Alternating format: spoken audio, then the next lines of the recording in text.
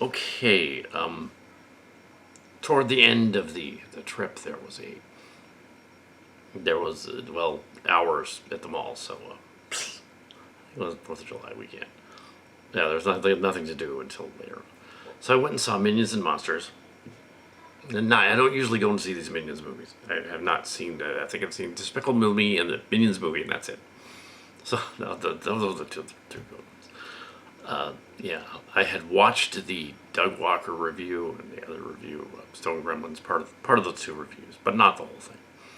And when I got to the part where the Stone Gremlins people were comparing them to other films and movies, I went and replayed that just now just to see what it was he was comparing, and I heard it wrong, so we don't need to go into that. Yeah, so yeah, we don't need to review someone else's review, so that's good. So I won't. Suffice to say that the movie is a nod to the golden age of Hollywood through the Minions, as though they're doing like Lion King 1.5 and they're in Forrest Gump, and they're like in the story. That's the way I took it. I did not take it as a comparison to the artist, which it kind of does a little bit as a joke.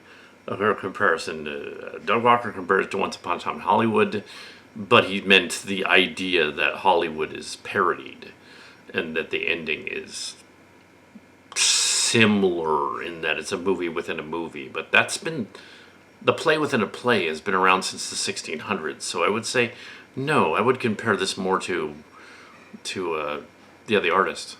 Yeah, and maybe that swamp movie with the Shape of Water, where they threw an old movies clip in the middle of it, and maybe a little bit of The Player, but certainly not Once Upon a Time in Hollywood. Okay, I did go into it a little bit. He compared it to a horror movie with a Tarantino monster movie about the Mansons, which it is not. So yeah, I will go. Okay, I went there. The movie's nothing like that at all. It's a kids movie. It's nothing like that. There's nothing except old Hollywood is referenced.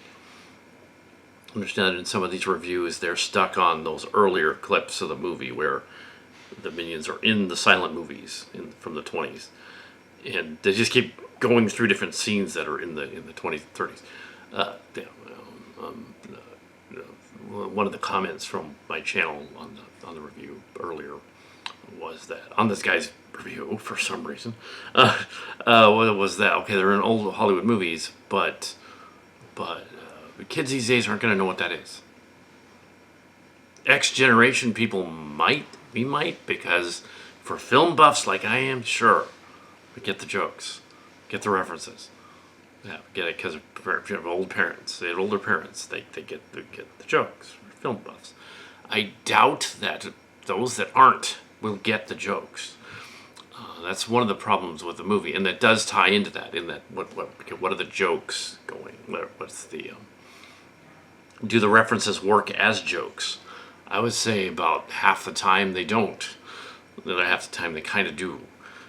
There are adult jokes in this. They go over the kids' heads, of course, but nothing serious.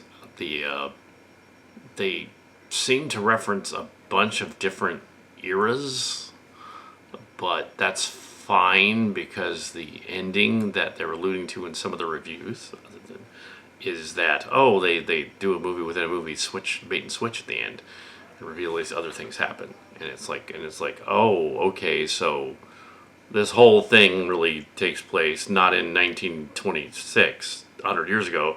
It actually takes place in the 50s, and they're just harkening back to those earlier times and putting themselves in the movie. They have a spoof of the Warner Brothers called the Bright Brothers, and they have a spoof of Max Fleischer in the movie as well, which Doug Walker didn't notice, oddly enough.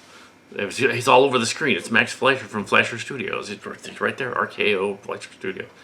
I'm surprised he didn't know that as film buff. Yeah, come on, Doug Walker, you're slipping. Anyway, so, but yeah, and the reference to Warner Brothers as a gag.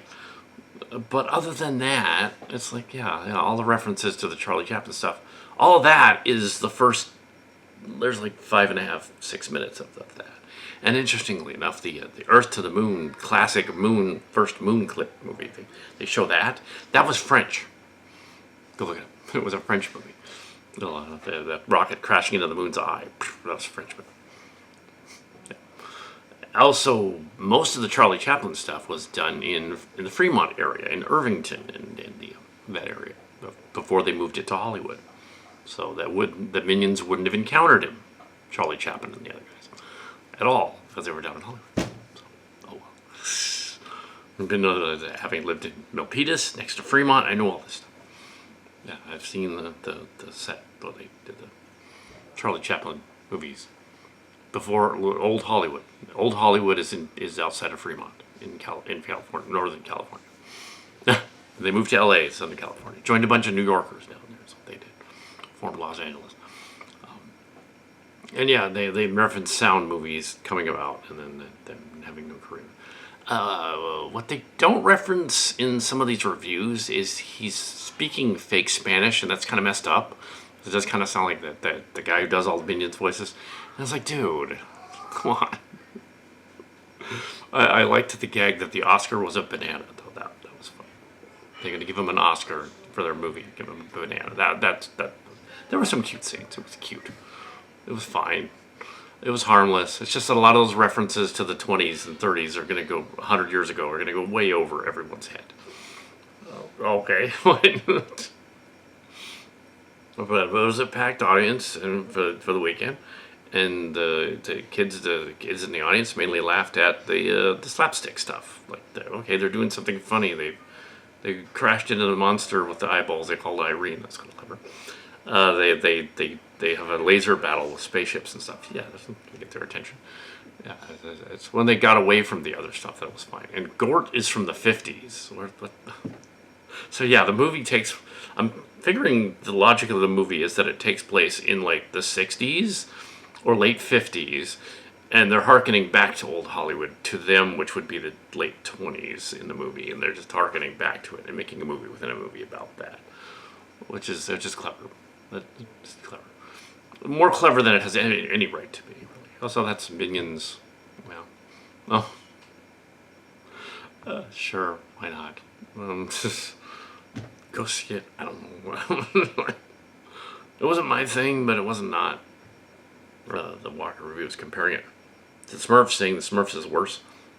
Are the current Smurfs movies worse?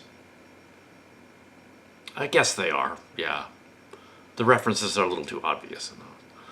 Yeah, it's kind of a toss-up. Yeah. Something to do, I guess. Yeah.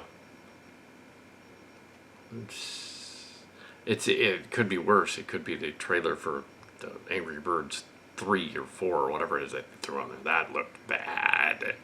Yeah, no. I'm surprised they're not announcing the 6-7 movie.